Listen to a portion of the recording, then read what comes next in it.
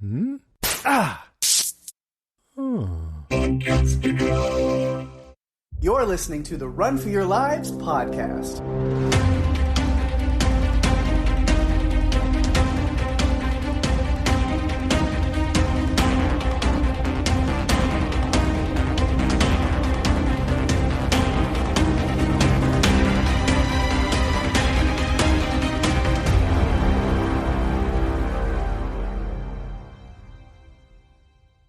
Hey everyone, welcome to the show. I'm Daphne. And I'm Pake. And this is the Run for Your Lives podcast. This episode, we're talking about the dark comedy horror film, The Menu, directed by Mark Mylod and released November 18th, 2022. That is right, another newer one. We are into 2023 at this point, but, you know, grabbing some of these late 22 movies that came out that are now available for people to stream and watch. Yeah. Yes, I watched it on HBO Max, so I could have the captions on. I wanted to be able to understand what was happening with the menus, because menus were interesting. I mean, the menu, there were menus in the menu, or a menu in the menu. Maybe the menu was just a character all its own. How many times can we say menu in the next hour and a half? No. I don't know. We could make it a drinking game. Mm-hmm. If we did that, we might not make it through the first 10, 20 minutes. The menu, no. No, you can say menu a lot. No. We had actually planned to record a different movie, and then it just struck me. And I said, let's change it and do the menu. Mm-hmm. Well, we both wanted to see it. So it's like, why not? Why put it off? Yeah. It's very seldom, though, that the two of us have not seen. Neither of us saw the movie before now. Yeah, like even that we haven't seen it, we're just going to talk about it blindly and pretend, like, we're just going to assume what happened because we haven't even watched it yet at this point. No, I'm kidding. Okay, so we're making it up as we go along. Right. Okay. What would a movie about called The Menu? What would it be about? It's about a guy who gets trapped in like the Netflix selection menu, and he can't find his way. No, that's a terrible idea. I mean, it's not a terrible idea. That'd be a terrible place to be because that menu, I can never find anything in that menu. Right. It's stressful. It's like I just go to the search and hope that I can remember the name of what I'm trying to find. I'm never feeling lucky. No. Or whatever they surprise me is their thing. I don't know. Yeah, whatever it is. No. But yeah. The menu. It's The Menu. Mark Mylod. Mm-hmm. I will talk a little bit more about him as a director later on once we get to the behind-the-scenes information. I figured you would. Yeah. I've got some cool info. He's behind, or he either directed or was involved with some pretty amazing TV shows. So we'll definitely talk about that. But first, why don't we talk a little bit about production? I've got a little bit of information. It was filmed in Savannah, Georgia. The screenplay was written by Seth Rice and Will Tracy. It was based on an original story by Will Tracy. The budget was $30 million, and as of the date that we are recording this episode, it has grossed $73.5 million. Was 106 minutes long. Pake, give us a synopsis. All right. A young couple travels to a remote island to eat at an exclusive restaurant where the chef has prepared a lavish menu with some shocking surprises. I would say so. Mm-hmm. The menu itself. Yeah, it's all part of the menu. Yes. I think it took on a life of its own and kind of became its own character. Yes. I had seen the previews for this one, and I was really interested in it, but I wasn't sure what I was going to be watching. It didn't disappoint me. No, it's an interesting one. I think it depends on the lens you look at it through and really watch it. Because if you try to break this one down too much logically, it's ridiculous.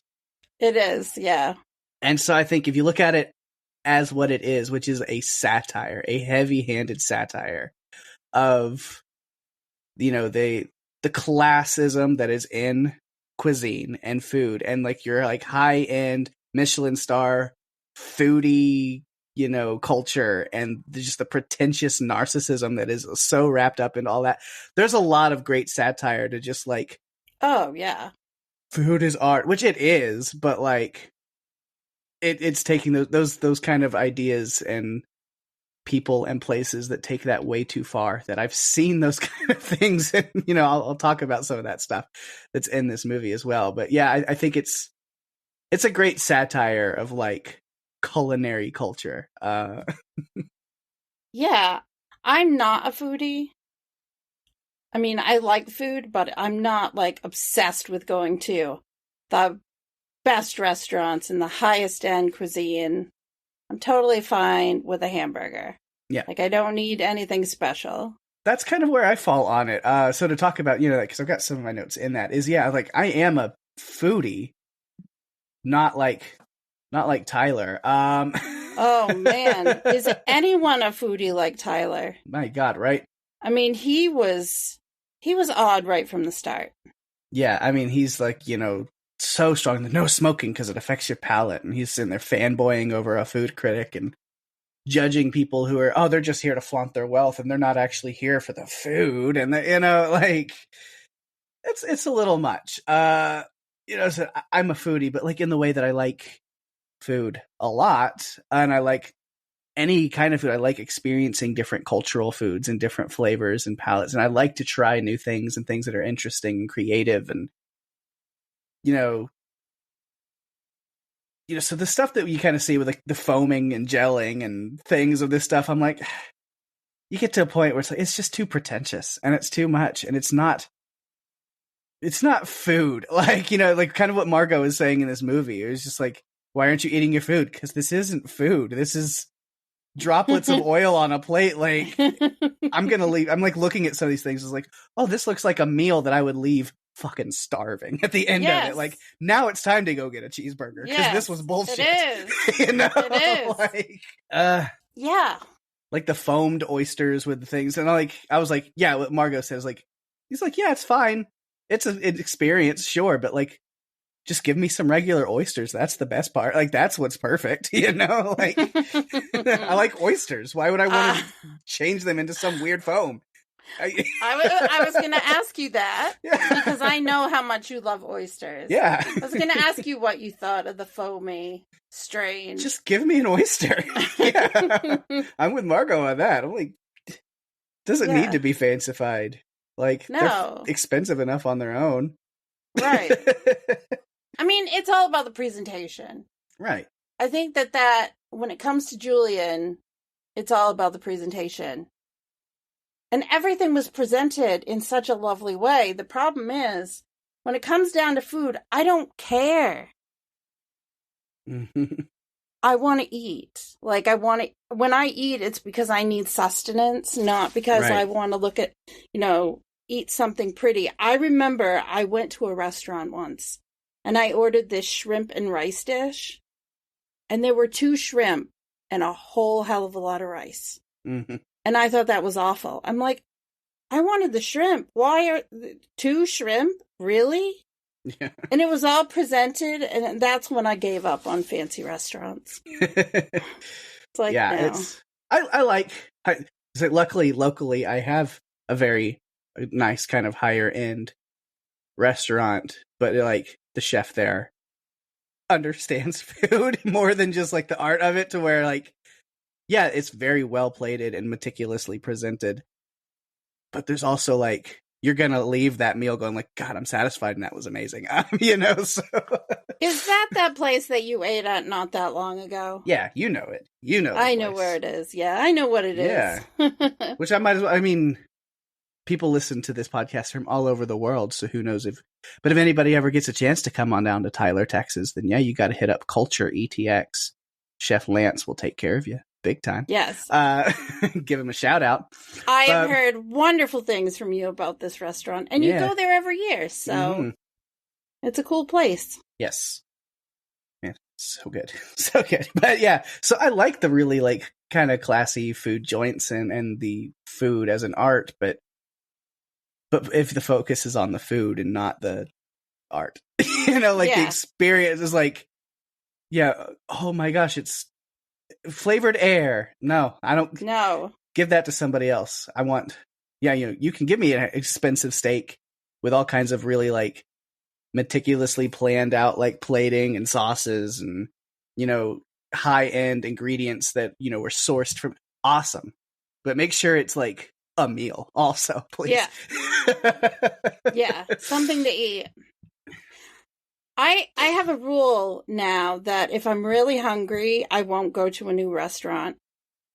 I'll go to one that I've been to before that I can count on. Yeah. Because too many times I've been burned by hearing good things about a place and going and then realizing it wasn't for me or the food wasn't good. Mm-hmm. And then I'm starving and I have to go somewhere else. The last time it happened, I ended up leaving and going to get pizza. Like, I can count on pizza. Yeah. Pizza won't let me down. No. So this is not a food podcast, despite the fact that we have spent the first little bit talking about food. I'm gonna be so hungry after this, I'm sure, though. Yes.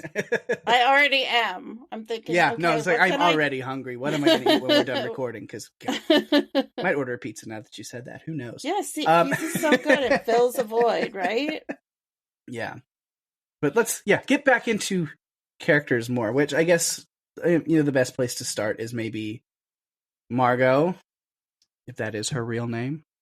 I don't think it is. Aaron? It isn't. Aaron, but we'll call her. Marin. Ergo. For part of my notes, I just wrote Anya. For Anya Taylor-Joy. Yes. I really liked her in this role. So I think the last thing I saw Anya Taylor-Joy in was Last Night in Soho, which I really enjoyed a lot. Yes. Yeah, we know we're a big fan of her here because of that movie. Yeah. And then seen her in a couple other little things. I still never got around to Queen's Gambit, but I understand she crushed it in that, so. Yes. Yes. So I liked seeing her in a role like this. She's kind of sassy and a smartass and not afraid to speak her mind and call it like it is, especially when she's on this adventure date with Tyler. Yeah. And trying to guess what was going on between them. I didn't think that they were a couple.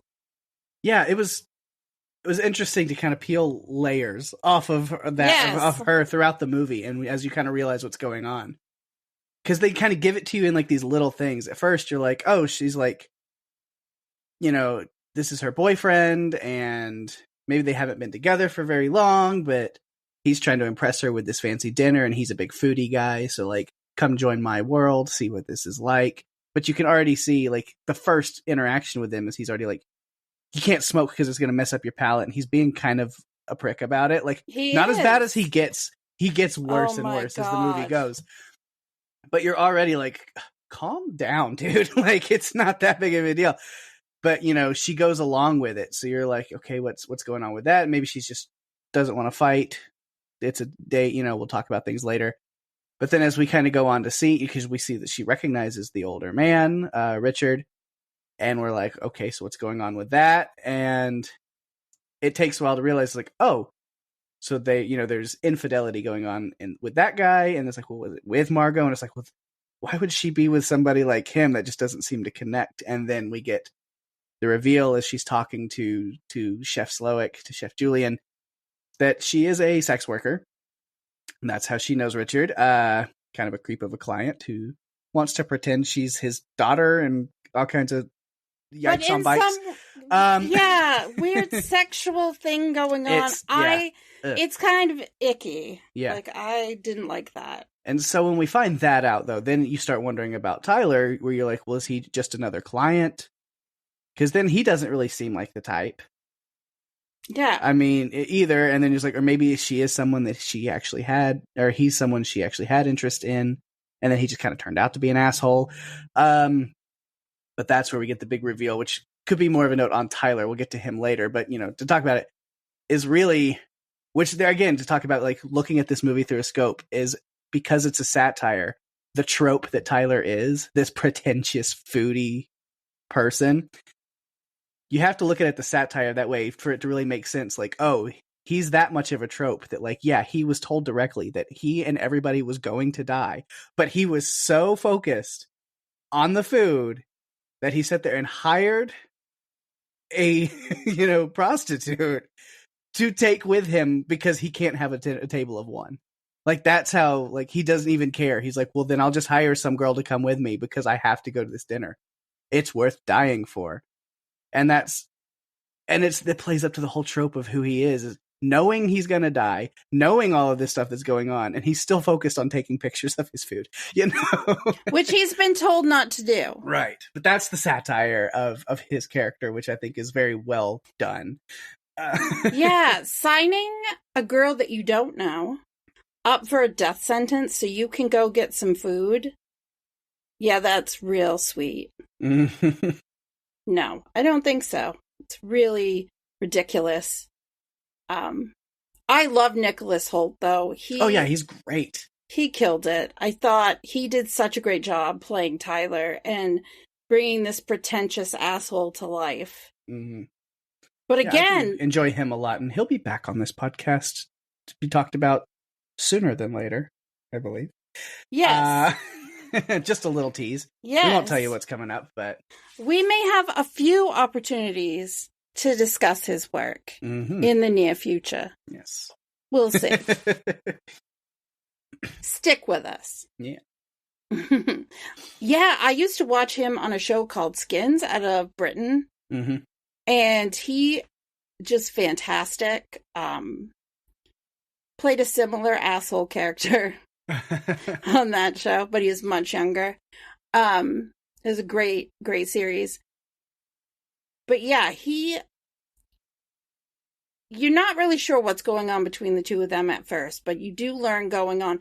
I feel like it's with each course of food that came out, we were peeling away the onion on the people that were here, because they're going to an island to go to Hawthorne Restaurant, but there's a limited number of seats at this restaurant. It's very expensive and exclusive. It costs like, what, $1,200 to go? I mean, it's insane. But really, I mean, only what, 12 to 15 people can eat there at a time. It's astounding to me that works. But, people are fans. I mean, the one couple, Richard and his wife, they'd been there 11 times in 5 years. Mm-hmm. But couldn't remember a single thing they ate. Ridiculous. You'd think if you're spending that much money, you would know. If I was spending $1,200 on food, I would know not only what I was eating, but everything that went into it. Right. That's what I would want. Yeah, it's just, again, there's like that satire of it, of like the people who go to these like Michelin star restaurants and stuff, which again, nothing wrong with that to some degree, but it's like the people who make that like a personality, or just like, well, that's all I eat because I have the money to do it and I'm going to flaunt it, where it's about wealth and not about just enjoying a meal, but it's just like, oh, I only eat expensive food because I have money and I want to show everybody I have money, and that's the only reason. Yeah. Yeah. I mean, you notice the difference as soon as they get on the boat and they're brought this welcome meal. which is basically, and you'll hear this a lot throughout the podcast, I actually do have the information on each of the dishes that was served. This very first welcome is it's a raw local oyster, one oyster, in a mignonette emulsion with lemon caviar and an oyster leaf.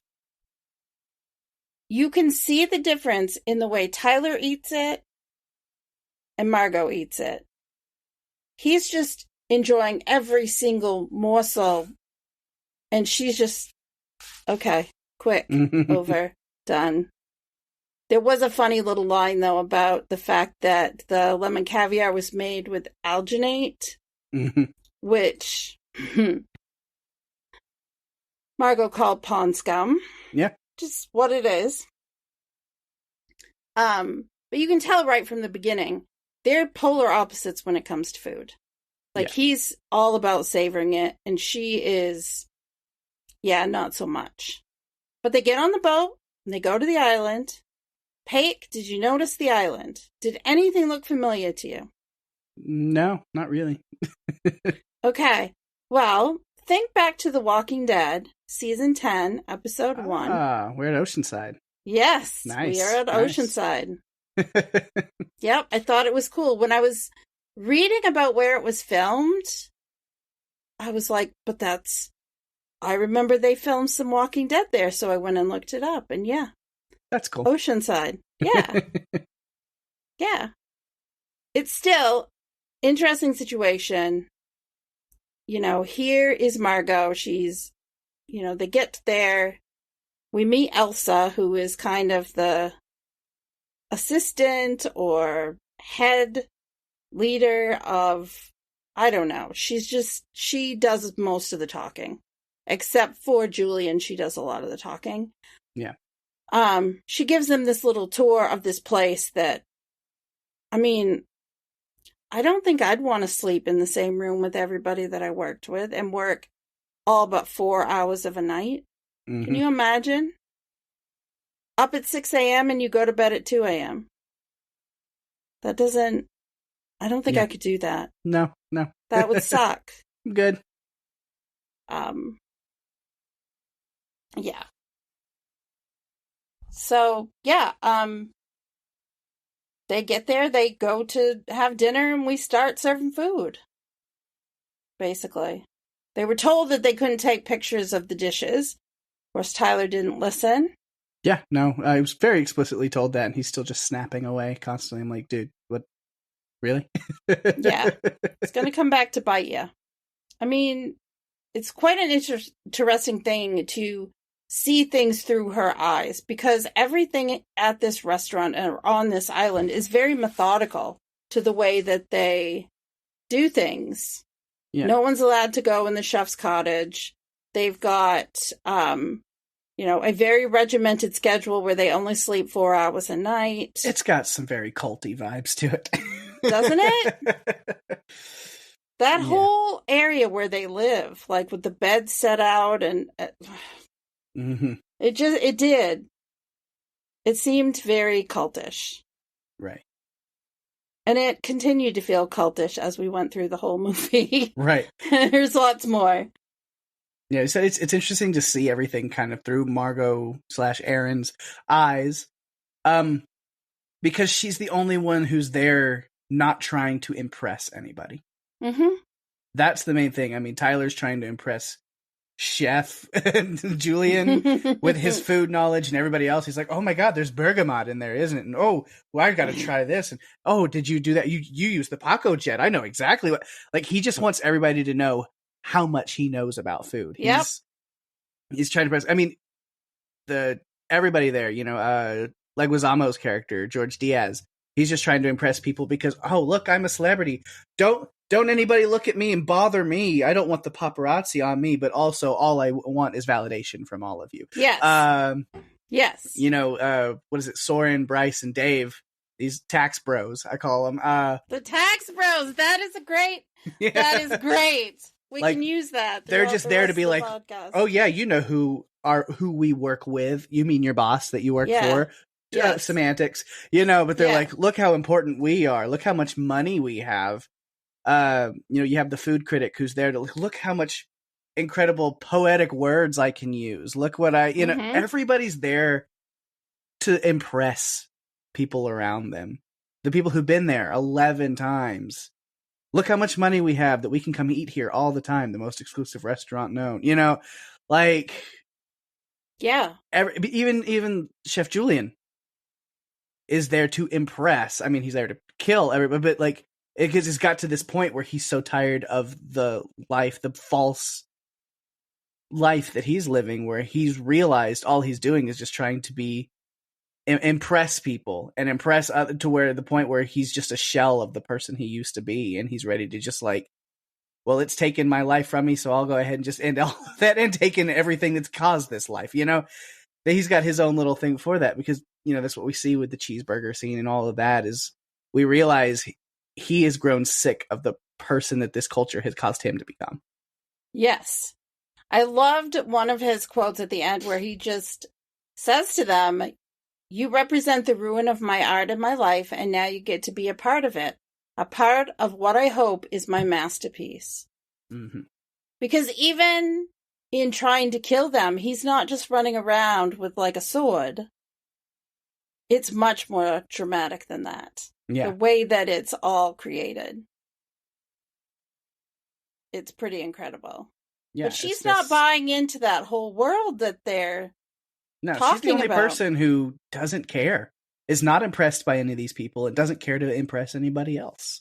Yeah. She's like, kind of, you know, before she uses that to her advantage and plays that card, you can tell the whole time as soon as the dinner starts, that's probably something running in her mind, is like, what is this bullshit? Just give me a cheeseburger and I'll be happy. You know, like, I don't need the pomp and circumstance of a breadless bread plate. What the fuck is that? God. You know, like, God, the breadless bread plate. I'd be so disappointed. I love me some carbs and I want the bread. Bring it on. It's like, oh, so the bread course is you want me to dip this wooden stick into oil. Got it. Yeah. Cool. Awesome. Does not sound fun. She was a replacement. She was not supposed to be there. It was supposed to be his girlfriend who had dumped him. Mm-hmm. And then I was thinking, okay, so it wasn't bad enough that you brought someone you don't know. You were going to bring your girlfriend that you love to this place to die. She dodged a bullet. Big one. Big one. You can even imagine that that's how she is.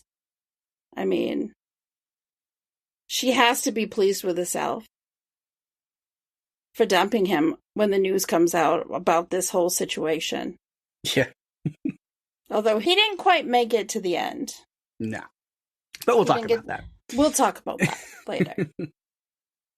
Yeah, but you know, I know, you know, we're trying to focus kind of on Margot, but I'll be honest, I don't have a lot of notes about her until kind of we get to the ending of the story. Yeah. Where she really transforms into, use some behind the mask terminology here, she's the survivor girl, right? You know, that's what we get at the end, but a lot of it is just kind of seeing everything that gets built up, where we learn about everybody who's here.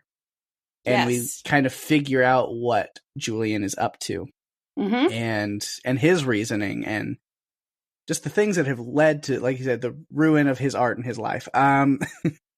Yeah, and peel away the pieces of the onion. Yeah, because the first thing that before the first course, they get what I think is an appetizer, an amuse-bouche. Yes, which is compressed and pickled cucumber melon, milk snow, and charred lace. Mm-hmm. This is when we really start to see... it sounds great on paper, and then you look at it, I'm like, it looks like little, like, popping boba pearls of cucumber juice with seaweed on top of it. I don't know what this is. I've never had milk snow. No. It just... Is it powdered milk? Is that what I'm eating? I don't... I don't know. I can't imagine that Julian would allow there to be powdered milk in his restaurant. So I'm not sure. Well, because it's not like powdered milk. It was more like actual milk that then became powdered through some weird chemical thing. I don't know. I know. I can't explain how things happen. They just did. Mm. This is when we start to get to see the little things going on with each of the people that are there. Like, George's assistant wants to quit. It's like he brought her to the island and now she's using it as the opportunity to quit. We also get to see more of Tyler's obsession with food. But things still seem relatively like, okay, this is a restaurant where this is what's going on. Yeah. Like, even because, there's the amuse-bouche. The first course is the island. Yes. One scallop. And then a bunch of pickled local grass. Different vegetables. Or not even vegetables, like seaweed and algae from the island on a rock. I did like the idea of having this, like, crystallization of seawater that's on it, that as it melts, it adds a saltiness to it. I was like, okay, I can get behind that. That's actually kind of cool. That's the barely frozen filtered seawater. Yeah. I was like, okay, that's actually kind of a really cool touch. I think I would be down for that, actually. Yeah. But one scallop, because in Maine we say scallops. In other places they say scallops, but we say scallops, and it always kills me when I watch a movie and that's how they're saying it. But it's... I mean, that's how I say it. And I love me some scallops. They're delicious. So the critic during this time is even talking about, we're eating the ocean. And George Diaz starts to pitch to Felicity his foodie show, which sounds absolutely boring. It's like, what if we were Anthony Bourdain with zero soul? Yes. Yeah. No, we don't need to do this. And then that's when the wine starts going around. Again, I could be a sucker for the wine pairings and stuff. I was like, okay, sign me up for that part of it. That's cool. Yeah, especially this wine that was made from a single row of vines. I know nothing about wine. It doesn't make any difference if you do it that way or not. That's a gimmicky thing, but it's kind of cool gimmicky, I guess. It's not worth how much more expensive it would probably make it, but yeah. But he's meticulously put all of this together, these wine pairings and everything. There's a description that comes with everything that they have. But then we get to the breadless bread plate, which of course was the second course. No bread, but you've got savory accompaniments. With a little note that says, the bread you will not be eating tonight was made from a heritage wheat called Red Fife, crafted with our partners at Tehachapi Grain Project, devoted to preserving heirloom grains. Awesome. I would want to eat that. Not eat that. No. Don't tell me about the bread and then not deliver it to me. And this is when we really start to see the assholes that the three young men can be. What did you call them? The tax bros? Because they're talking to Elsa. Do you know who we are? We need some bread. Can't you slip us some bread? It's like, she just shut them down with no. She was not going to do anything. And whispers to one of them, you will eat less than you desire and more than you deserve. And I'm like, what the fuck is going on here? I've heard that recently. I think that was MJF to Bryan Danielson saying that. Yes. Exactly. Yeah, so I'm interested, and I'm a little haunted by that. Because Elsa just seems way too happy to be delivering all of this stuff. And this is when Margot, of course, is not eating the little drops of oil that are available for dinner. And Julian is a bit bothered by it. You can start to see he's getting pissed off. Yeah. That she's not doing it. And she's being real sassy with him. Like, she doesn't really care. where he's like, "You're at my restaurant, and here's the thing: you must eat." And she's like, "I thought you said don't eat." Like, but that's not what I meant. It's like, oh, you can see he's getting very frustrated. Yeah. Like, keeps telling her the menu only makes sense if you eat. I'm like, what is this about the menu? Why is it so important? What's going on? And this is when in the movie I started to really think that it reminded me of another movie that I've seen called The Invitation, which I'm not going to say much about because I don't want to spoil it if people haven't seen it. But this is when it gave me this vibe of something sinister is going on. Yeah. And I didn't know what was going to happen because at this point I was thinking, is it cannibalism? Are we going to get to the end and find out they've eaten somebody? I mean, is it? I don't know. Yeah. But Tyler breaks a glass trying to get to her food. Yeah. And that. He's like, well, then I'll eat it. Yeah. And then he's freaking out because he thinks he's made a bad impression. Because Tyler, all he wants to do is make a good impression on Julian. Yeah. That's all he's paying attention to. He's forgotten the fact that he's going to die. It doesn't matter to him. Yeah, ironically, the fact that he's there in the first place is because he already gave a bad impression to the chef. That's why he's there. Yeah. I don't think there's any coming back from any of that. Exactly. Yeah, and we see that the staff is in on everything just as much, if not more. Yeah. Than the chef is. They're very dedicated to it. Because we meet the person behind that idea of killing everyone at the end of the night. Yeah. Later on. Yeah, that is the sous chef, Catherine. Yeah. Which, jump on that a little bit, because I like that scene where, the men are off running, and so the women get the course just to themselves, that Man's Folly course, and they're kind of buttering Catherine up a little bit. It was like, oh, the food is so good. Yes, this course is amazing, because they see her kind of crack a little bit. Mm-hmm.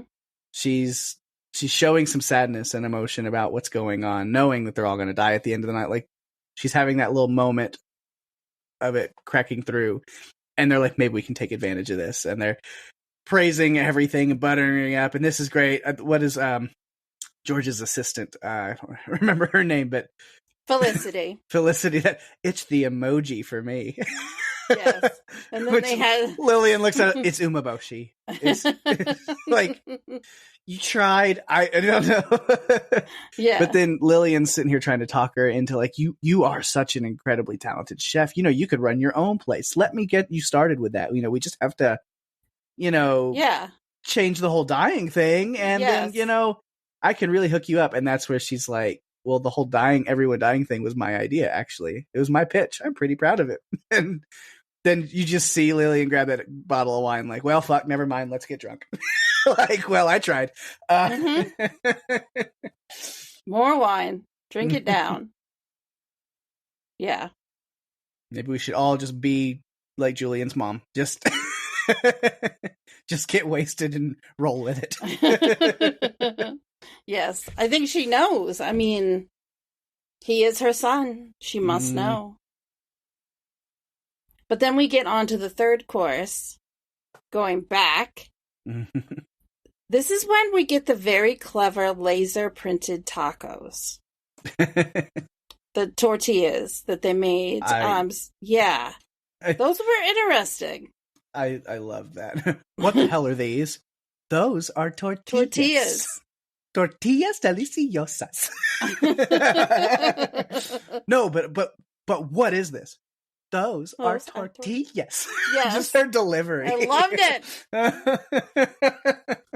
Elsa had some of the best lines when they were asking specifically about the financial reports, and she just looks at them and says, I'm sorry, but Chef never reveals his recipes. Yeah. And it's just like, oh my gosh. It's it's reminiscent of the Stepford Wives when people get have the procedure and then just become vacant.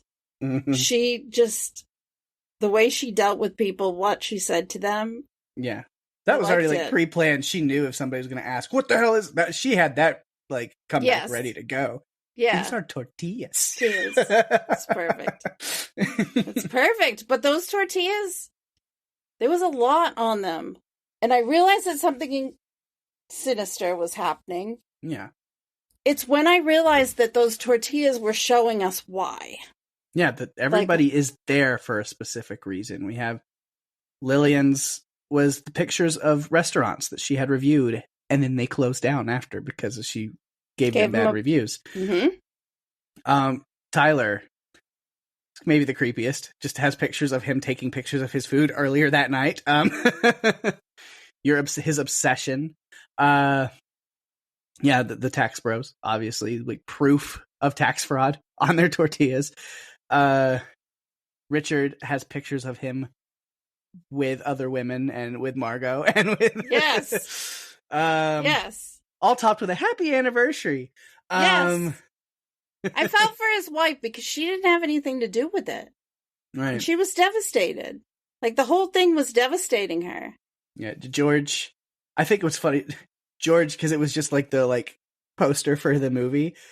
That the whole reason he was handpicked is because Julian just hated the movie he starred in. It was petty to that degree. Yeah. And you know what?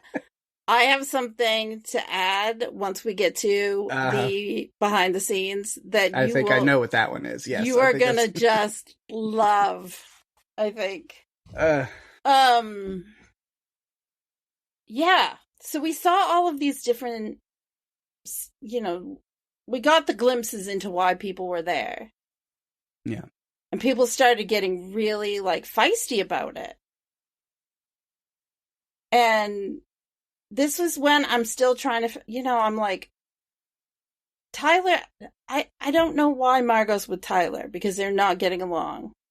And then Margot decides to go to the restroom. Which is where you go, honestly. If shit's going down and you don't know how the fuck to deal with it, go to the restroom, get in a stall, and just breathe for 10 seconds to get yourself in the right place. Julian follows her into the restroom. He goes. Because he's still bothered by the fact that she's not eating, because he takes his work very seriously. And he wants to know who she is. Because she wasn't supposed to be there. It's not. Everyone else was supposed to be there. And so you get that feeling that it all feeds into some master plan. And he even tells her, you shouldn't be here. Which brings us to the fourth course. Mm-hmm. Man. The mess. The mess. I feel like, honestly, as we're going through this, the menu itself is the main character. Right. Along with Julian, and the others are just kind of secondary because I think the menu itself kind of leads people through, the movie, because it's a process of everything. And the mass was actually pressure-cooked vegetables, roasted filet, potato confit, beef juice, jus, beef jus, bone marrow. That was the mess. Mm-hmm. Not really the mess, but the mess. Yeah, there's a different mess. There's a different happened mess as well. Yeah. This whole situation made me wonder if his little chefs that were helping him, his little team, how many of them really were into this? All of them. They wouldn't be there. Yeah, they wouldn't be there if they weren't. This was a full-on team effort of... Again, there's the satire of, there's a lot of suspension of disbelief that has to come with a level of satire like this, of oh yeah, there's the satire of the sous chefs who just worship their chef and follow them to a T no matter what.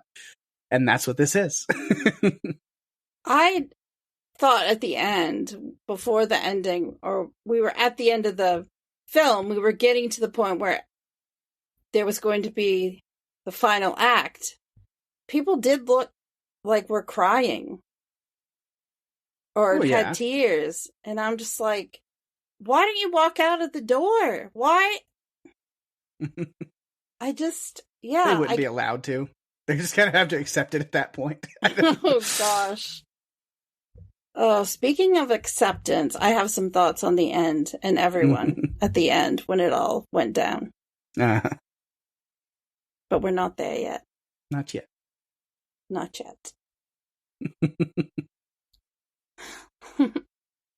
I don't know. I feel like this is, it's hard to talk about characters because it's so much about the menu. Yeah. So I'm trying to go back to the characters, but I feel like it's the menu that's driving everything, so I'm just kind of going with it. I like it. It works. You think it's okay? All right. Yeah. Okay.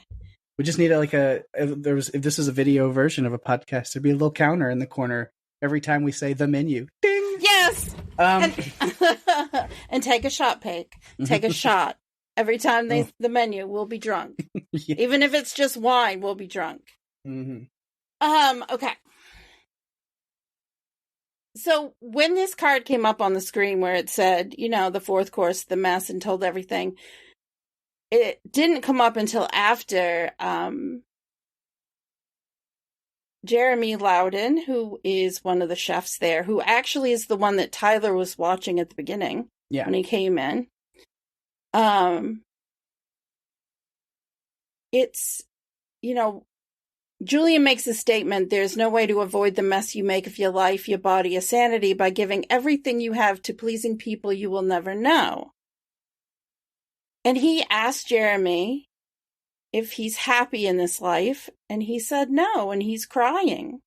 Mm-hmm. And then he asked him, do you want his life? Jeremy, do you want my life? And he says no. And then Julian just kisses each cheek, and sous chef Jeremy blows his head off. His own head off. Commits suicide. And that's when I still didn't know exactly what was going to happen, but I knew it was bad. Yeah. It's like, they have to get out of there. They have to get out of there. And Lillian, who is the critic, is just saying, oh, it's all part of the menu. It's what he does. It's like an act. It's like theater. Yeah, I don't think they're scared, but they're trying to convince themselves that it's okay. It's highly coordinated. Like, oh, that's really dark, but it's part of the show. It's part of the menu. Okay. And then I think most of them could convince themselves of that until Richard loses a finger. Yes. Then it's a little harder, except Lillian is still like, maybe it's all just for me. And Tyler is oblivious and is just eating like this is a wonderful spectacle. Yeah, he's like, people shooting themselves in the head and getting fingers cut off. He's like, I don't care. This marrow's pretty good. Yeah, it's crazy. And Julian... You look over at dead people and somebody who's injured. You can finish that? Yeah, it's ridiculous. And Felicity is trying to get George to talk to him when George has to finally confess that he's a name-dropping whore and he doesn't know Julian at all. Right. And this is when Julian, he wants to meet with Margot again because he's trying to get her to tell him who she is and what she's doing there. And then he basically alludes to what's going on, like, this has been a well-planned event.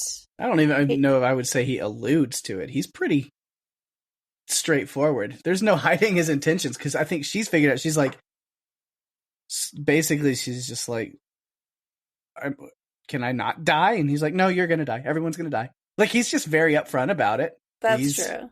Yeah. But he wants to know where she stands. Are you with those who give or those who take? Are you with us or them? And he gives her some time to think about it. And then one of the best moments of the film is Margot slapping Tyler. Yeah. Just made me so happy. I'm like, thank you. Someone should have slapped him a long time ago. And then we get the beautiful palate cleanser. It's not often that there are movies with these little... Honestly, it looks like something that you would get off iStock Video or something, like of a of pouring some tea with flowers and... Well, it was very much Chef's Table, which they even drop the name of that show in here in the movie as well, is this whole, which is just a show about this like highly artsy culinary, stuff. And it's what it is it's highlighting like, and here's this dish and here's what goes into it and look at it from this beautiful. And that's what they're, again, satirizing and playing off of, is like each course, they kind of take that moment to show it plated and give you the idea of what it is and make it look all beautiful and fancy. Yeah, it's wild bergamot and red clover tea. And this is when Bryce freaks out and decides to break the window. Doesn't work. And Julian comes up and explains that tea offers a soothing balm when facing some hard home truths. And he starts to point out the bad things about each of the people. And admits that he has been fooled into satisfying or trying to satisfy those who cannot be satisfied. And he reveals a little surprise. So the tax bros, their boss, Mr. Varick, is outside wearing angel wings hoisted up above the water. Mm-hmm. He's the angel investor. He's the reason this place is open. Mm-hmm. But, ownership's going to change. He's going to go under the water to own nothing anymore. Because how dare he ask for substitutions? He honestly was asking for it, I think. Yeah. And you hear the yelling and you hear things, and then it's all of a sudden silent. And Julian says that silence means I'm free. It makes me think of a niche. They get llamas with hats on YouTube. For anybody who knows, there's an episode of that. It's just a demented llama that like just kills people. Just savagely. It's pretty, like all of that's like off screen, but then it's him just talking about it so nonchalantly. So there's an episode where they're like floating in a life raft on the ocean and he's brought down an entire cruise ship. And it's just like, how can you live with this on your conscience? And it's like, oh, they've all forgiven me. And he's like, do you not hear them? And he's like, well, that's what forgiveness sounds like. Screaming and then silence. Oh my goodness. So we get the next opportunity for Julian to have a conversation with Margot, where he admits or says to her, he basically admits that he knows that she's a fellow service industry worker. And they have this conversation talking about happiness in providing services and clients, and he asks her if she's happy, and I mean, she just kind of goes along with things. I feel like she does not want to die. I think her brain goes a mile a minute trying to figure out how to get out of the situation that she's not supposed to be in the first place. Right. And then we all go outside for a little air. And we talked about this a little bit ago, where we mentioned Catherine, and she was the one who came up with this plan. I want to know, though, Pake, why do you think he decided to let the male guests have the opportunity to leave and didn't let the females go? Like, what was that about? He is, again, this is all an art piece. This is his masterpiece. There's a theme, a running theme. And that is his downfall of his art, his life, like he's talked about, his ruin. And part of that is he's going to bring his own faults into it as well. As we learned from Catherine, he made inappropriate advances towards her, mistreated her, held power over her. And he's admitting at this point, he's a bad person, and he's going to pay for his actions tonight too. Just like everybody else, And so she gets that little moment of stabbing him in the thigh, and he apologizes to her. And then now, as symbolism, all the men are in danger. They're all him in that moment. Did you notice that Tyler was the only one that stayed with the women? Mm-hmm. Because he wanted back inside to eat. He was like, I don't care about all this. I want more food. The food's in there. Everyone else couldn't get away fast enough. The men just went off, leaving the women behind. It was just like thinking, he's standing there like, that's cool and all, but can I have the next course? I want more food. Yeah. But none of the men got to eat man's folly, which was Dungeness crab, fermented yogurt whey, dried sea lettuce, umeboshi, and kelp. Yeah. I can tell you're not a foodie person. It's like, why? As you read off all of these things, like pronunciations, it's funny. But it's funny. Oh. Okay, so you do better. I don't have it in front of me, but oh, I can arrange for that. Here you go. Here you go. It's coming across in the chat right now. Okay, I'm Mr. The jus, and then what was it? The bergamot. What is what you said? I don't know Dungeness crab. I don't know what bergamot or whatever is. I don't know. Umeboshi. I don't know what that is. It's a plum. Okay. It's like a Japanese sour plum. That's lovely. Dungeness crab. Dungeness crab. I figured you would know that one. What is a Dungeness crab? It's crab. No, what kind of crab? Dungeness. What is Dungeness? It's a species of crab. Like blue crab or king crab or Alaskan crab. It's Dungeness crab. Is a species of crab, eelgrass in beds along the west coast of North America. Okay, that's why. Why would I know that? But it looks very much like the crabs that I used to pick out as a teenager to make money in the summer, and it was not a fun thing to do. You probably have more blue crab. Or no, we have a lot of blue crab. Picking out crabs is wonderful if you're going to eat it, but picking it out to put it in a container for somebody else is not. It's not, Pake. It just isn't. But this is not to make fun of you, but kind of only a little bit, but only out of love. It is fun to listen to you read off ingredients lists. You are okay. I guess I'll have to take it. So bad. But I don't want to sound like too pretentious or anything, because some of them I'm like, I just know how to pronounce some of them, but I don't know. I couldn't explain to you what all of it is. I'm not that much of a... All right. Yeah. At the end of this podcast, I'm giving Pake a quiz. So, one guest in particular was the last guest to be caught, and he got a special present. So that was Ted.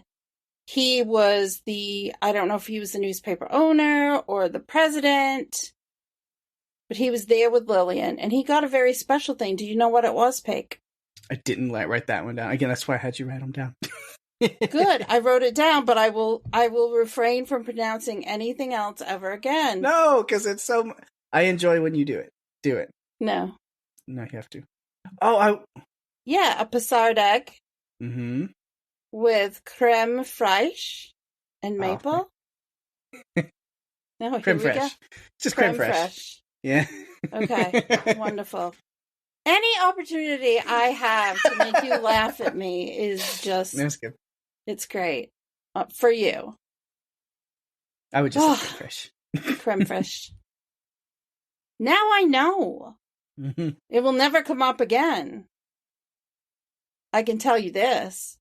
There's one thing that was not part of the menu.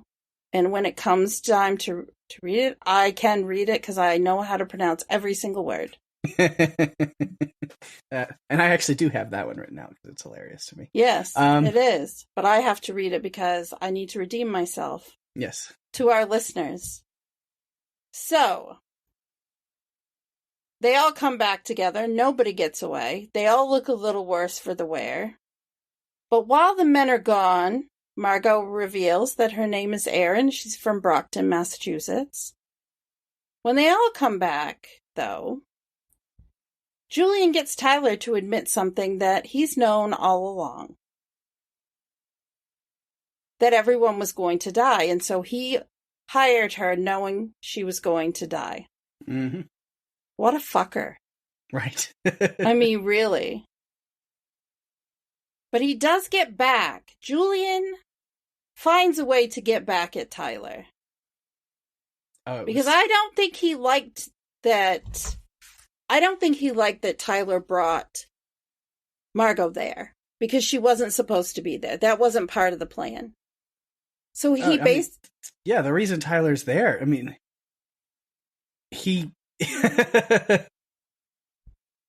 because Chef Julian just like cannot stand him. Like, he's such a dick. Like, and he's this overly pretentious. Like, he was an obnoxious fanboy. Yes. To get his way into this dinner. To where, you know, Julian even tells, like, everybody's going to die, and you still want to be part of it. And that's... Yeah.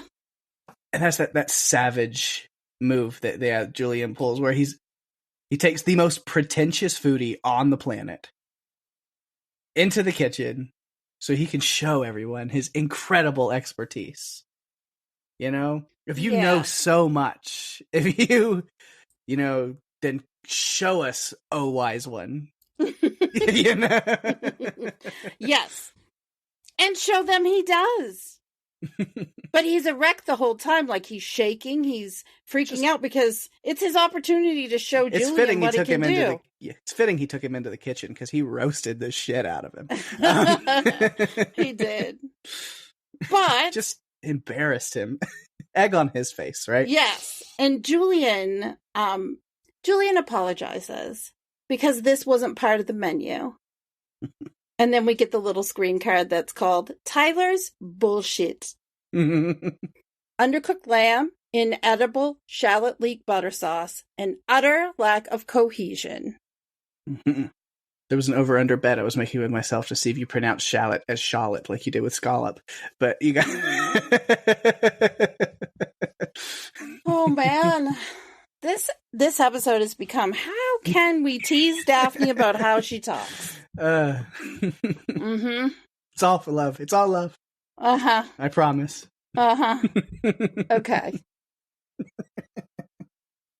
I'm being a real Tyler right now, huh? Yes, you are.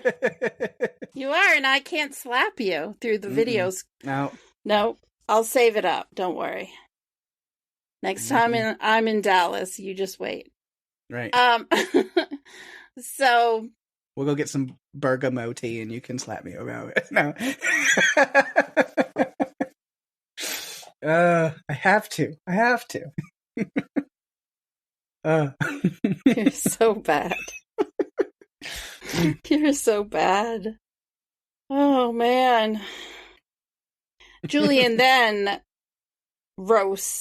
he roasts Tyler. Mm-hmm. Everything was awful. It was just a terrible situation. And he whispers something to Tyler. And this was the end of Tyler's story, really. Yeah. We never find out what he said to him. I do wonder what he would have said to him to get such an interesting reaction. That interesting reaction just being walking into the back and hanging yourself. Yeah. Yeah, who knows? I mean, I'm sure any kind of deprecating low blow from the chef you worship, the ground he walks on, will be enough for it, whatever he said.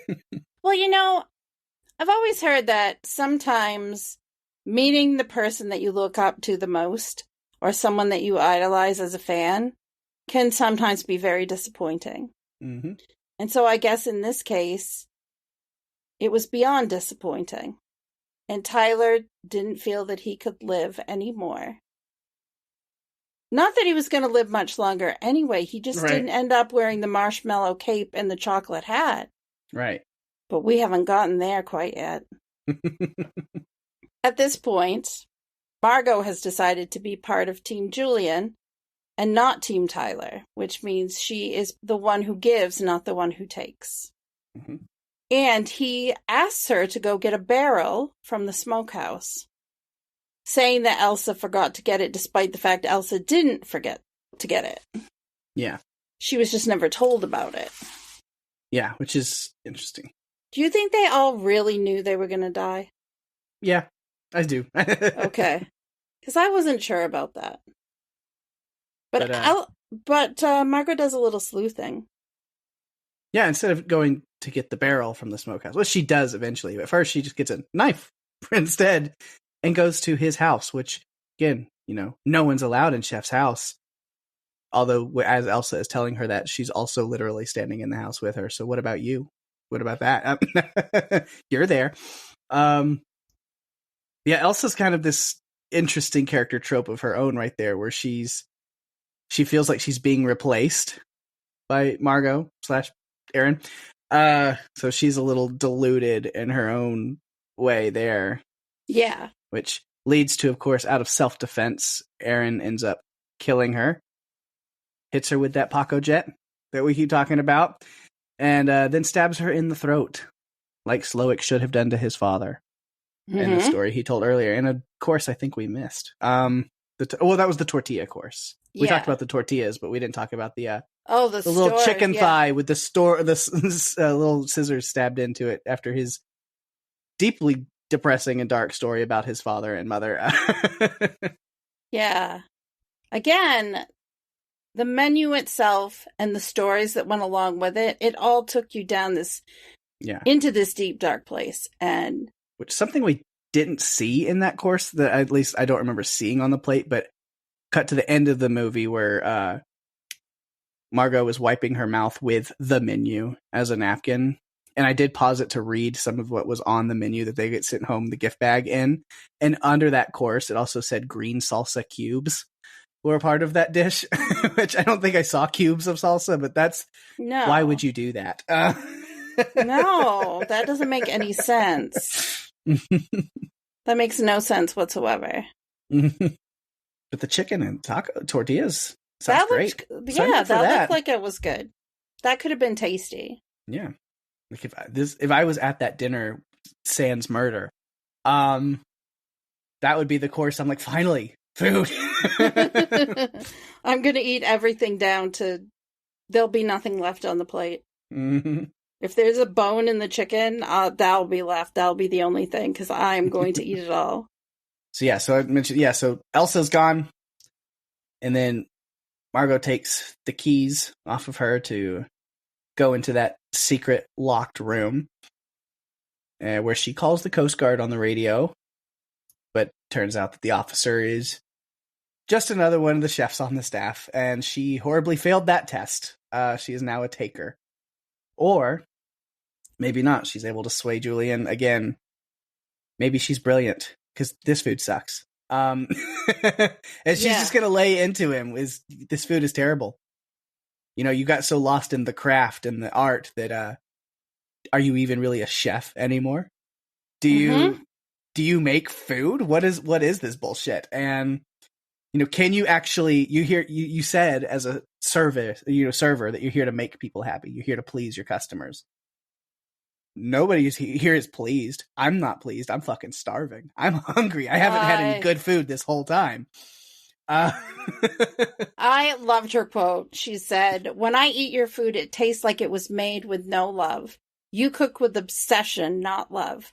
You failed and you bore me. And the worst part is I'm still fucking hungry." And I think Julian's been intrigued by her this entire time. He's just like, he has people figured out, but he can't figure her out. Yeah. She's just different. This photo in that office when she was there of where he started his chef journey was just being a cook on a line at a burger joint, flipping burgers. Yeah. And so she's pulling from his past when she asks for a cheeseburger. To pull that out of him, that last little bit of, are you actually a chef? Can you cook with love? Like, it's deep in there somewhere. Yeah. So let me reignite that with a burger. She knew what she was doing. And God, look at that cheeseburger. I know. That is food. Sign me up for that. As I'm watching, I'm like, that's what I want from this restaurant. Just give me that. That looks amazing. And those fries look so crispy. Mm-hmm. Like they look like they had been really well cooked. Mm-hmm. And it was they got its own little thing too. It was like cheeseburger, just a well-made cheeseburger. Yes. And she asks if she can have it to go. Mm-hmm. And he decides to let her go and gives her the gift bag. I cannot believe that worked. I can't either, but I'm glad it did. She showed something that he could only respect and honor at that point, where he was like, yeah, no, fuck it. You made a good point. You can go. Let her out.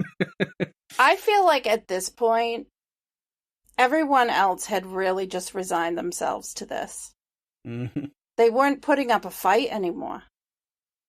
Other than George, who I feel did try. Like, he wanted to get Felicity out of there, but because she didn't have student loans, she couldn't leave. Mm-hmm.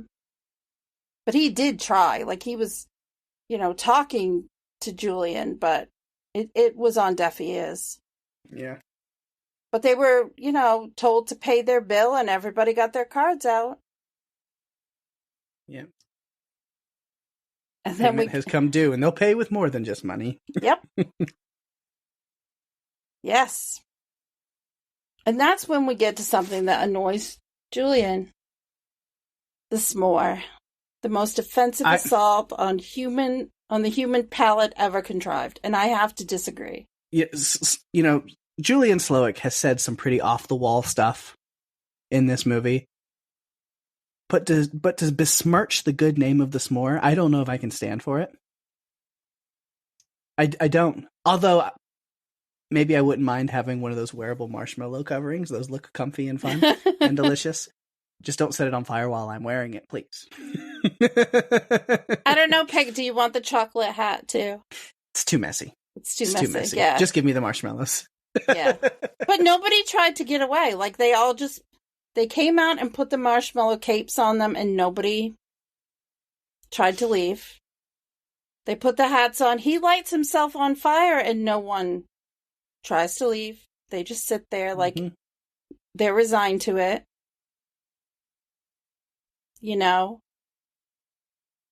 But Margot foodie stuff. We had random tangent, but do foodie stuff. I had s'mores recently at my friend Jeff's house while we play Dungeons and Dragons, because I'm also a nerd besides a foodie. And he is a very big nerd. We had a little fire on the table in the middle while we were playing that we could roast marshmallows over, and we were making s'mores while playing, and it was awesome. And we were using spicy marshmallows and regular marshmallows, and we had all kinds of special kinds of chocolate. We had ginger chocolate and coffee chocolate and all kinds of specialty chocolates. We were making real fancy s'mores, and it was awesome. Peanut butter chocolate. Ooh, awesome. Peanut butter chocolate is good. I am not that fancy with s'mores. I just make them the basic way. But I also don't have a fire in the middle of my table to be able to do it. Mm-hmm. Maybe I would get fancier if I had a fire in the middle of my table. I could. Well, Margot has made it to the Coast Guard boat and has gotten on there, which we didn't even talk about the Coast Guard. Well, yeah, we did. Okay. Mm-hmm. And George was the only one trying to get away at that point because he wrote on the autograph, help. Nobody listened. So so Margot goes and gets on the boat and she drives out a bit and then she stops. It died on her. She had trouble getting it started, and then it got her just out into the water to die on her again. But she's like, that's fine. I'll just sit back, watch the restaurant blow up, and enjoy the rest of my cheeseburger. And that's when we get our final menu card for the dessert. Marshmallow, chocolate, graham cracker, customers, staff, and restaurant. Mm-hmm. Quite a big s'more. Yeah. I didn't think he was going to kill everyone. I mean, I thought that he was going to... He said it pretty early on. Yeah. I thought that was his intention. But I thought maybe a few people would get away. But nobody did. Except Margot. Except Margot. Ergo. She got away. Mm-hmm. Because she's smart and resourceful and sassy and a badass. Yes. All of those things. Yeah.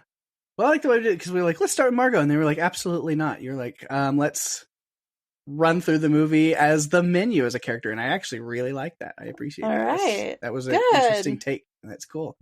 And then it gets through a lot of different notes. Yeah. Even if I couldn't pronounce menu items correctly, was that still okay? It was great. It was wonderful. Start pronouncing all of those things like you did from now on. No, please don't. But yeah, so that was all of my notes on her mixed in with that. And then I think a lot of other notes as well. But, we move on to Julian Slowik for other notes I have. And it's kind of him and just his whole restaurant situation going on. Because, it's Hawthorne restaurant on Hawthorne Island.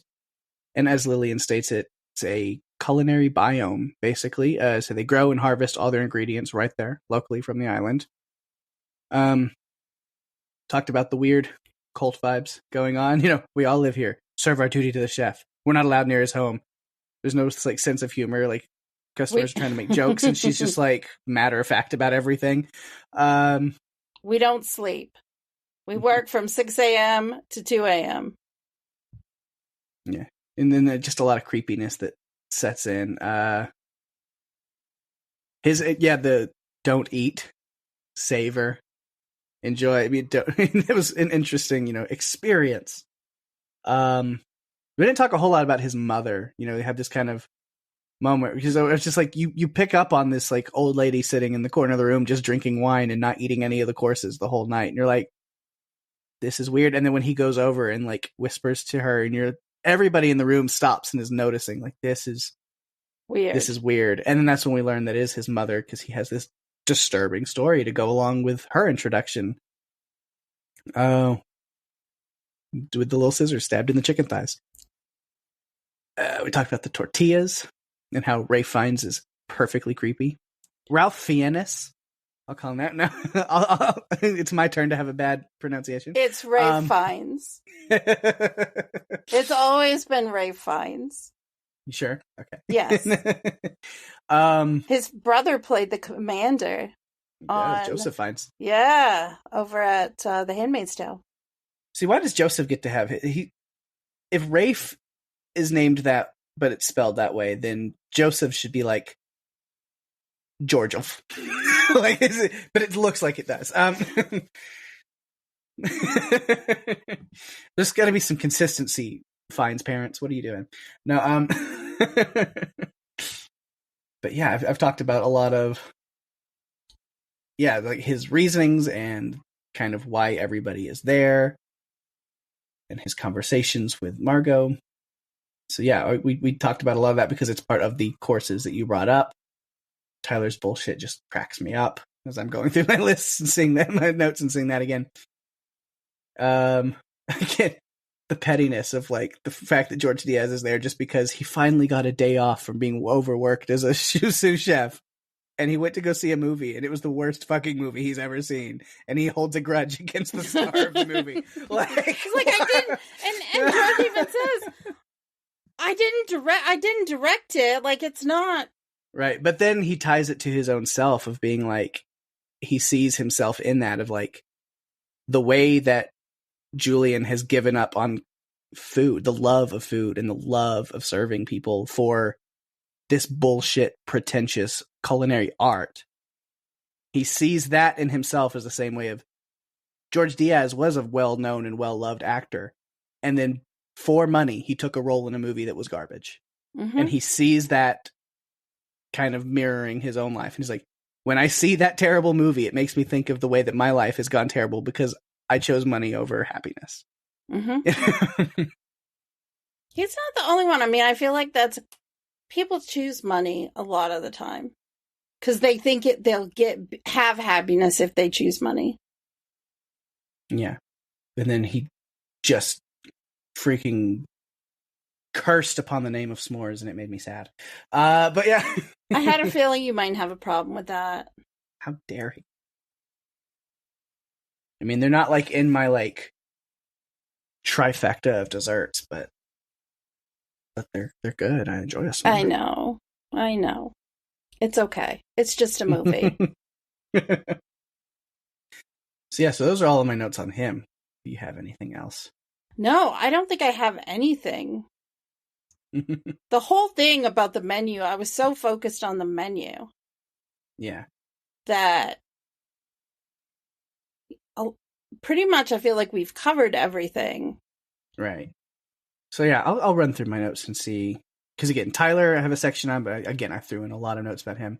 I do have a quote from him early on before they even get on the boat, where he turns to Margot and says, "Tonight will be madness." And I was like, I have a feeling you're way more right than you ever could expect. Yep. For sure. No question. And yeah, just his, we get that he had the reservation set in advance with another person as his date, which made sense because I was like, yeah, because this whole thing does not seem like Margot's scene. No, not at all. And then we kind of see that he is way too much and way too pretentious, where he's invested in Chef Slowick and the event, and he's not really giving any attention to Margot, which then we find out of the reasoning is because he doesn't care about her. He literally hired her just so he could have somebody else at his table so he could come to this restaurant. That's what he cared about. And he's just he's mansplaining food. The entire no, you just don't understand it. Yes, the flavors have to go this way, and you have to do it. And it's like calling her childish and telling her to shut up, that she doesn't. And she's like, "All right, dude, fuck you." Like, I'm sorry, I didn't realize we were coming to the restaurant owned by God. I'm sorry, He was so condescending to her. Like, It was just, he treated her like she wasn't even a person. Yeah. As the night went on and he realized just how much she wasn't into it and didn't care, it just made him even more irritated, so that he just kept putting her down because she didn't understand the flavors and the process. Right. And I think she does have a line that kind of hints at what her job is, who she is, why she's there a little bit, where she asks him kind of early on something about, like, do you want me to try to pretend that I get it and I'm enjoying it? Yeah. And a date wouldn't ask somebody that. So it's kind of a little early hint that she's on the job. She's working. Yeah. She's an escort. I mean, that... Mm-hmm. It takes a little bit... I mean, we get that kind of clue, but it takes a little while to really set in that, oh, yeah, that's what's going on. Yeah. But then I think that's really all the notes that I have. All right. Well, I think I'm good there too. Awesome. Then let's move on to a few of the behind-the-scenes things that I found out. So Mark Mylod has directed some amazing TV, including 13 episodes of a TV show called Succession, which I'm a big fan of. He was part of the winning team for the Outstanding Drama Emmy Award that they received in 2020 and 2022. He also directed 6 episodes of Game of Thrones and 12 episodes of Shameless, including the pilot. But in addition to this, he's only directed 3 films. His first, which was Ali G in the House, which I have seen. Oh, wow. There's a throwback. There's a throwback. Yes. The show that introduced us to the amazing Sacha Baron Cohen. Mm-hmm. While on his honeymoon in Bergen, Norway, screenwriter Will Tracy came up with the idea for this film after he ate at the Cornelia Seafood Restaurant, which was located on a nearby private island. He described the food as storytelling experience as claustrophobic, saying that patrons are held hostage for hours. Can you imagine? I don't know how I would feel. I don't know. I mean, that. I would say I haven't experienced that, but I kind of have, because I did eat at a restaurant in Colorado that you literally, the only way to get there is to take a gondola, or not a gondola. That's a boat. See, I don't know words. No, either. Gondola. It is. Is it the thing? Yeah, like the rail car thing? I think they're both gondolas. Okay. Yeah, but you have to take that, like, get in one, and they take the rail all the way up to the peak of a mountain. Mm-hmm. And it's just the gondolas that get you up and down, and there's no other way to get there. And so he had to go up to the top of the mountain, and then there was a restaurant that was up there that was really good. I had espresso crusted elk. It was really good. But then when you're done eating, you have to wait for the gondola to, like, get back on it and go back down the mountain. So I have done something similar. It's not the gondola schedule is a lot more frequent than a boat, I'm sure. So, how did you handle that? Because I'm sure it was high up. Loved it. I loved it. Okay. What about riding in the gondola? Did you like that? Like looking down, like I'm not like afraid of heights or anything. So it was a really cool view. I enjoyed that. Yeah. All right. So Dominique Crenn created the amazing food layouts. She's a renowned French chef, and as of 2016, she was the only female chef in the U.S. to be awarded 3 Michelin stars for her San Francisco restaurant, Atelier Crenn. No, should have gone there when I was in San Fran. I know. I'm thinking, man, that would be a great place to go. She has since opened a bar next door that has received 1 Michelin star, so she's very highly regarded. The food looked so realistic, the cast and crew were often tempted to taste it in between takes and had to be reminded not to. In addition to Crenn, several figures from the world of fine dining were also consultants on the film. For the character of George Diaz, John Leguizamo based his portrayal of the washed-up action star on Steven Seagal, who he had a bad experience with when filming Executive Decision. I like that movie. It's Kurt Russell, Steven Seagal, John Leguizamo. I want to say Halle Berry's in that, but I could be confusing that with another movie that involves airplanes. I haven't seen that one.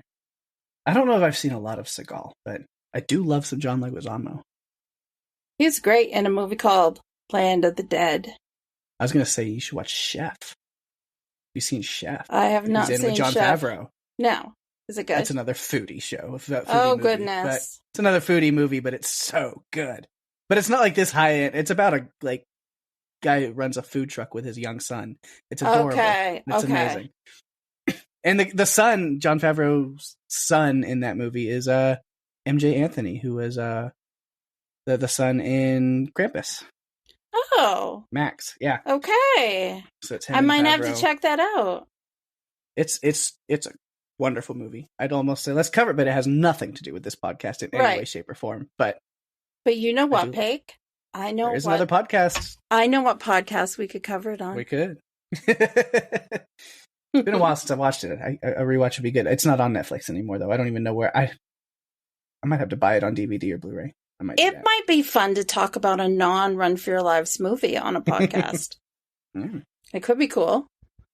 So, I mentioned this earlier. Several of the beach shots were filmed at Driftwood Beach on Jekyll Island, Georgia. And that's what made me think right away, oh my God, that's where they filmed the season 10 premiere of The Walking Dead.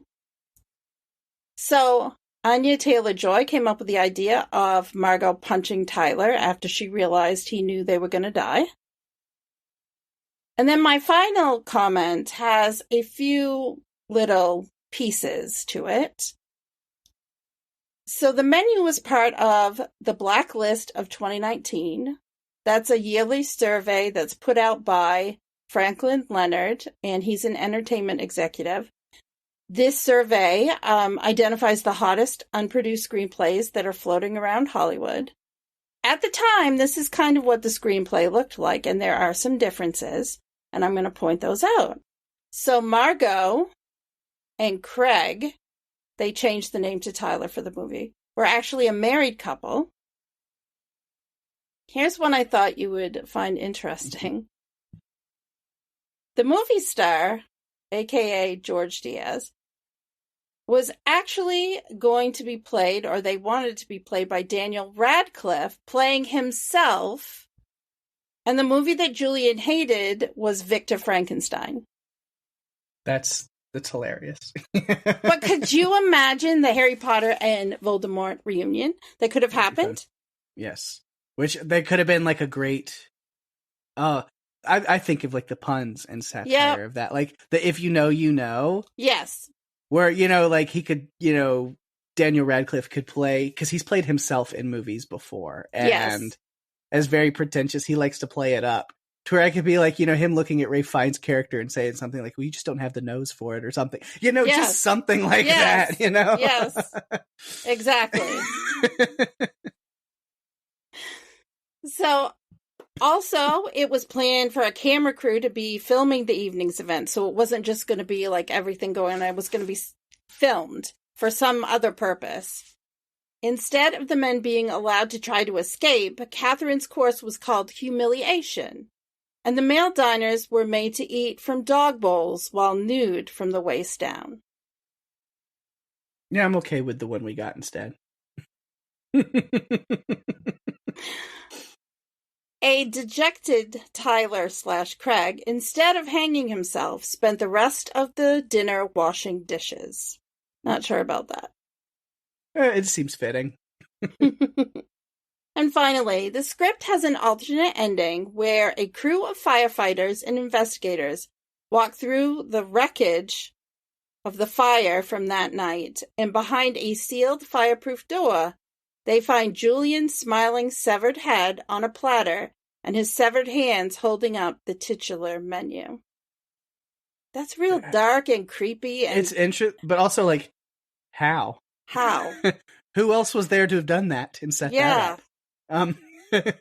Yeah, I don't know about that. I think that would have been a little bit too campy for the tone that we got from this movie. Right. So no, I don't think so.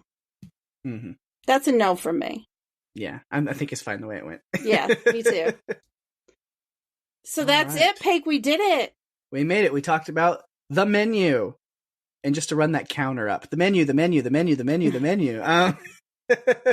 What did other people think about the menu? I don't know. We might have to see if the menu...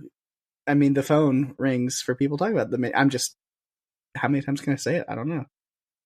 Oh, thank God. It's going to stop me from rambling on about the menu.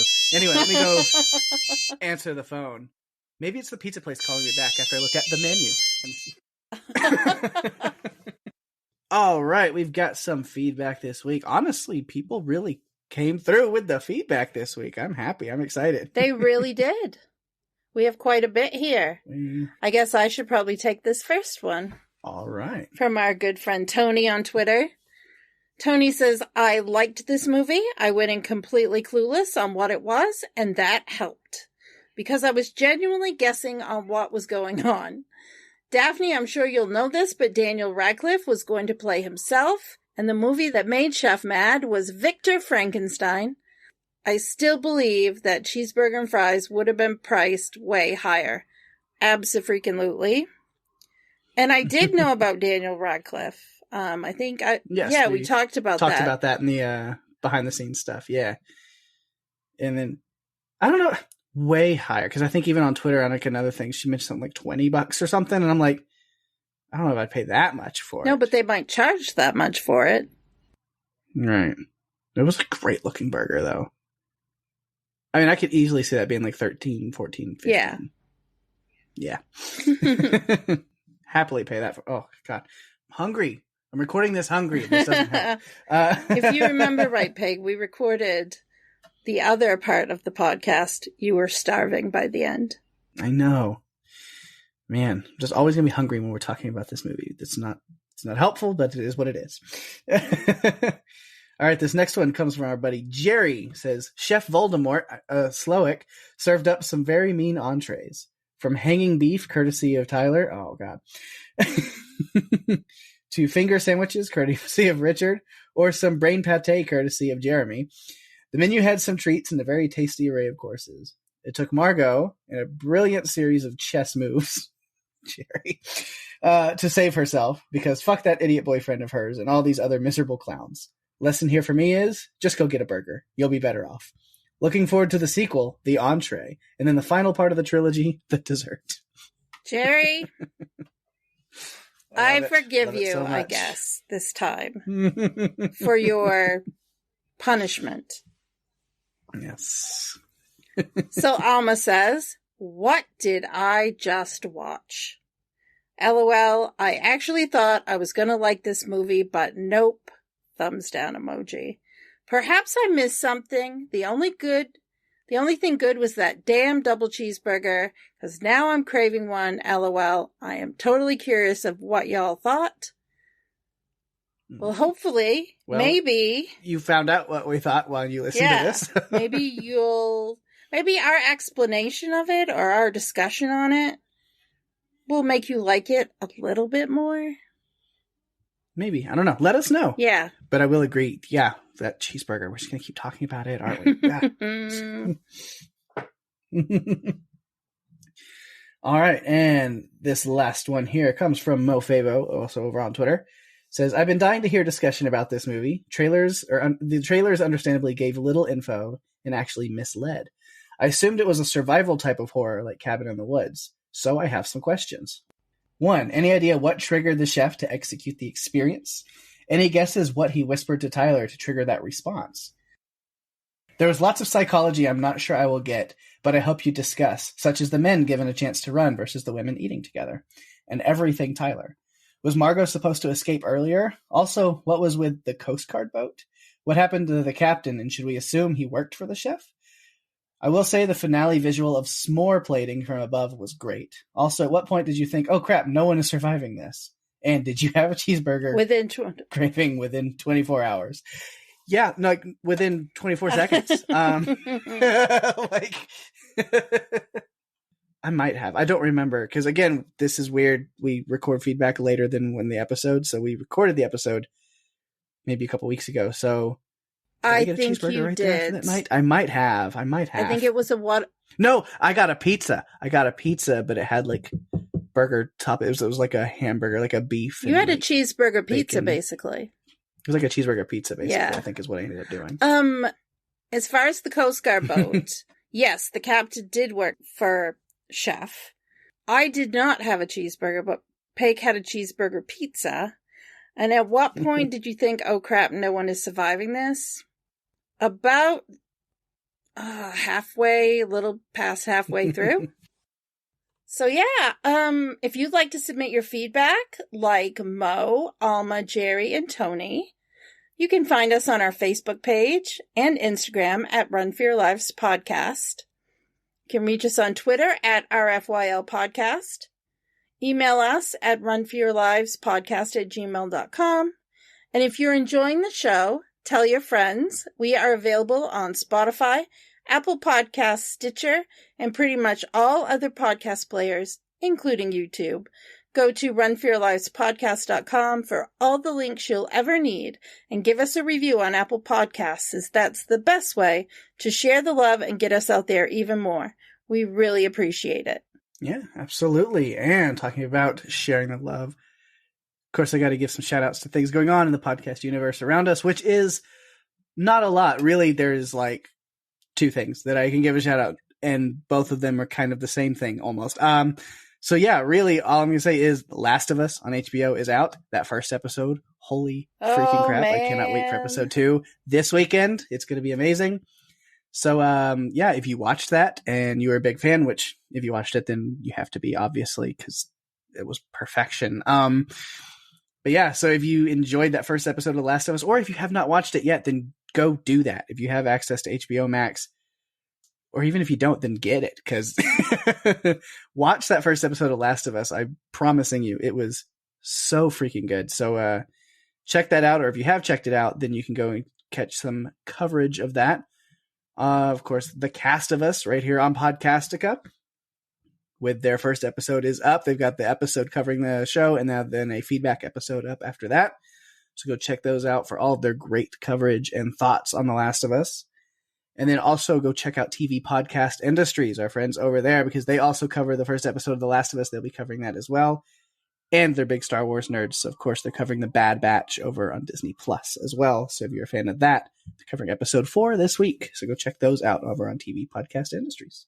And that's it, really. Not a lot of other stuff going on this week. It's quiet. Yeah. But next week, maybe they will have more. I know we will. So what will we have next week right here on Run for Your Lives? Well, when a widower takes his daughters to their mother's homeland, it becomes more than just paying homage. It becomes a fight for survival as they find themselves face to face with the king of the jungle, a lion who has vengeance on his mind. We are discussing the 2022 film Beast, starring Idris Elba and directed by Baltazar Kormákur. Yeah. Beast. A newer one, another newer one. Catching all these, like, last part of 2022 movies. Got some movies from last year to catch up on as we're starting this new year off. It's a lot of fun. We have a lot of time left in this season. We've picked some of the movies we're going to cover.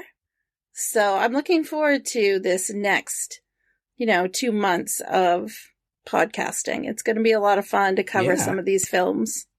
Yeah, I've still got some fun ones coming up. So keep your eyes and ears peeled for those podcasts. Yes. But so next week, Beast. So definitely go check that out if you get a chance and give us feedback. We had some great feedback this week. We'd love to hear from you guys next week on that one. Yes, definitely.